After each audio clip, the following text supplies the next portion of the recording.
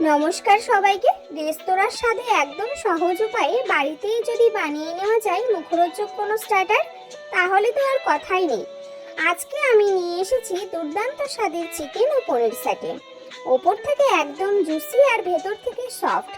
আজকের এই 4 থেকে 5 মিনিটের ভিডিওতে সহজভাবে পুরো রেসিপিটা আপনাদের সঙ্গে শেয়ার করব। চলুন শুরু করা যাক। সবচেয়ে প্রথমে আমরা ম্যারিনেশনটা সেরে নেব। এর জন্য আমি নিয়েছি চিকেন আর পনিরের কিউব। এখানে পনিরগুলোকে কিউব কিউব করে একটু মোটাভাবে কেটে নিচ্ছি। ঠিক একইভাবে চিকেনগুলোকেও একটু মোটা মোটা করে কিউব করে কেটে নিতে হবে। আমি এখানে 300 গ্রাম মতো চিকেন ব্যবহার করেছি।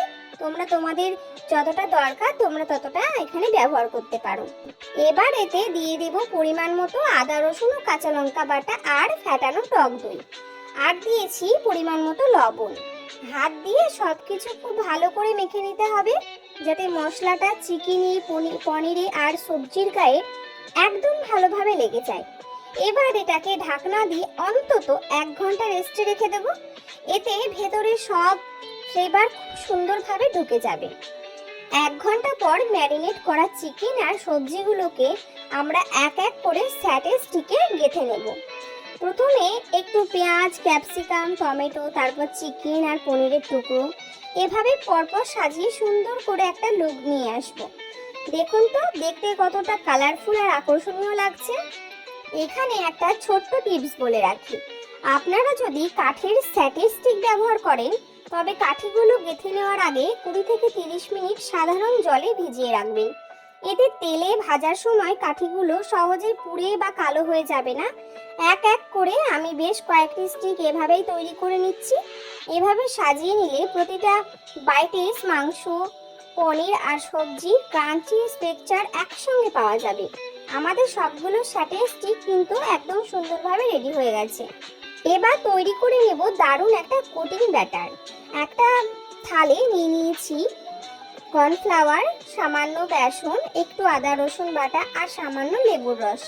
অল্প অল্প করে জল দিয়ে একটা মসৃণ ব্যাটার তৈরি করে ফাটিয়ে নেব। পাশেই অন্য একটা বাটিতে সসের মিশ্রণ বানিয়ে রাখবো। তার জন্য টমেটো সসটা আমি ব্যবহার করেছি, তোমরা সয়া সসও নিতে পারো। সামান্য চিনি আর স্বাদমতো লবণ দিয়ে ভালো করে মিশিয়ে একপাশে রেখে দিচ্ছি। এবার কিন্তু ভাজার পালা। বানিয়ে রাখা স্টিকগুলো তৈরি করা ব্যাটারে ভালোভাবে ডুবিয়ে গরম তেলে ছাড়তে হবে।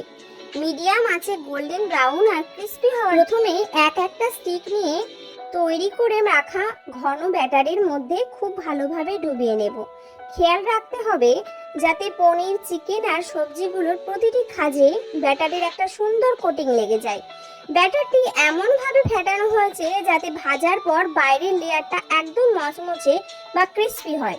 অন্যদিকে ফ্রাইং প্যানে তেল কিন্তু আগে থেকেই বেশ গরম হতে বসিয়ে দিয়েছিলাম। তেল ভালোভাবে গরম হয়ে গেলে আঁচটা মিডিয়ামে নিয়ে আসব। এবার ব্যাটারে কোট করা স্টিকগুলো সাবধানে একটা করে তেলের মধ্যে ছেড়ে দেব।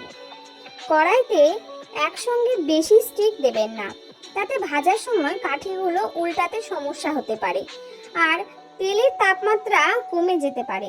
এক একটা ব্যাচে 2 থেকে 4টি, এর বেশি কিন্তু দিবেন না।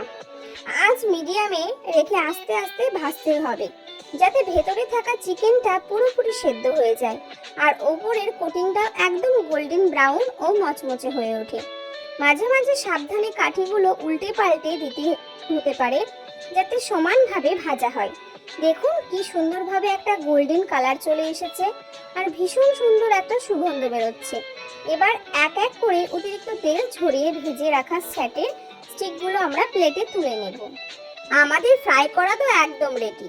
এবার একে একে রেস্তোরাঁর মতো ফ্লেভার দিতে আমরা শেষ ধাপে সসে সটে করে নেব। এর জন্য কড়াইতে বা প্যানে একদম সামান্য একটু তেল বা ব্যাটার গরম করতে দেব। তেল গরম হলেই তাতে দিয়ে দিব বেশ কয়েকটা রসুন কুচি। সটে ডিশে রসুনের এই ফ্লেভারটা কিন্তু জাস্ট অসাধারণ লাগে। মিডিয়াম আঁচে রসুন কুচিগুলোকে হালকা সোনালি করে একটু ভেজে নিতে হবে, যাতে কাঁচা গন্ধটা চলে যায় এবং সুন্দর করে একটা গন্ধ বেরোয়। রসুনটা হালকা ভাজা হয়ে গেলে ওপর থেকে আমরা দিয়ে দিব সস। তারপরে এই স্যাটেগুলো দিয়ে ভালো করে উল্টে পাল্টে ভেজে নিলেই তৈরি আমাদের চিকেন স্যাটে আর পনির স্যাটে। কেমন লাগলো?